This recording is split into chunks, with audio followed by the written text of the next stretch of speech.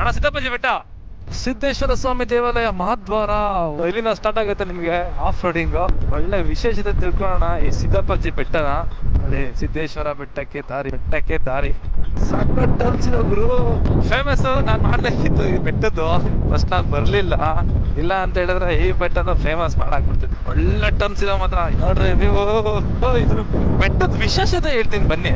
ನೋಡಿ, ಬೆಟ್ಟದಿಂದ ಒಂದು ವ್ಯೂ ನೋಡಿ, ಇದೆಲ್ಲ ಕೊರ್ದ್ಬಿಟ್ಟು ಇವಾಗ ರೀಸೆಂಟ್ ಆಗಿ ಮಾಡಿರೋದು ಇದೆಲ್ಲ. ನಾವಾಗ ಪ್ಲೇಸಿಗೆ ಒಂದು ದಾರಿನೇ ಇರಲ್ಲ, ಆ ದಾರಿ ಮಾಡ್ಕೊಂಡು ಹೋಗ್ತೀವಿ ಸ್ನೇಹಿತರ.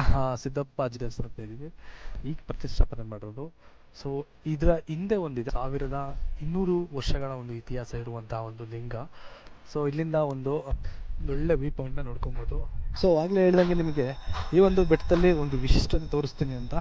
ಸೊ ಬನ್ನಿ ಸ್ನೇಹಿತರೆ, ನೋಡಿ ಸ್ನೇಹಿತರೆ, 108 ಲಿಂಗಗಳುಳ್ಳ ಒಂದು ಸೀನರಿ ಮಾಡಿದ್ದಾರೆ. ನೋಡಿ ಹೂವಿನ ನೋಡಿ ಚೆನ್ನಾಗಿದೆ ಸ್ನೇಹಿತರೆ. ಎಷ್ಟು ಜನ ಈ ಒಂದು ಬೆಟ್ಟ ಫೇಮಸ್ ಆಗಿದೆ ಅಂತ ಹೇಳ್ಬಿಟ್ಟು ಬರೀ ಈ ಒಂದು ಸೀನರಿನ ನೋಡೋಕೆ ಬರ್ತಾರೆ, ವ್ಯೂ ಪಾಯಿಂಟ್ ನೋಡೋಕೆ ಬರ್ತಾರೆ. ಬಟ್ ಅದ್ರ ದೇವಸ್ಥಾನಗಳಿಗೆ ಯಾರು ಬರಲ್ಲ, ಒಂದು ಇತಿಹಾಸನ ತಿಳ್ಕೊಳ್ಳೋಕ್ಕೆ ಯಾರು ಬರಲ್ಲ. ಸೊ 1200 ವರ್ಷಗಳ ಒಂದು ಇತಿಹಾಸ ಇದೆ ಅಂತ ಹೇಳಿದ್ರೆ, ಕನಕಪುರದಲ್ಲಿದೆ ಅಂತ ಹೇಳಿದ್ರೆ ನಿಜವಾಗ್ಲೂ ಖುಷಿ ಆಗಬೇಕು. ಸೊ ಈ ಒಂದು ಬೆಟ್ಟಕ್ಕೆ ಯಾರೆಲ್ಲ ವಿಸಿಟ್ ಮಾಡಿಲ್ಲ, ಒಂದು ವಿಸಿಟ್ ಮಾಡಿ ಈ ಒಂದು 108 ಲಿಂಗಗಳನ್ನ ದರ್ಶನ ಮಾಡ್ಕೊಳ್ಳಿ ಅಂತ ಕೇಳ್ಕೊಳ್ತಾ, ನನ್ನ ಪೇಜ್ಗೆ ಯಾರೆಲ್ಲ ಫಾಲೋ ಮಾಡಿಲ್ಲ ದಯವಿಟ್ಟು ಫಾಲೋ ಮಾಡಿ. ಇದೇ ರೀತಿಯ ಇತಿಹಾಸದ ಕಂಟೆಂಟ್ ವಿಡಿಯೋ ತರ್ತಾ ಇರ್ತೀನಿ. Bye, take care all. ಜೈ ಕರ್ನಾಟಕ ಮಾತೆ. भस्म रुद्राक्षव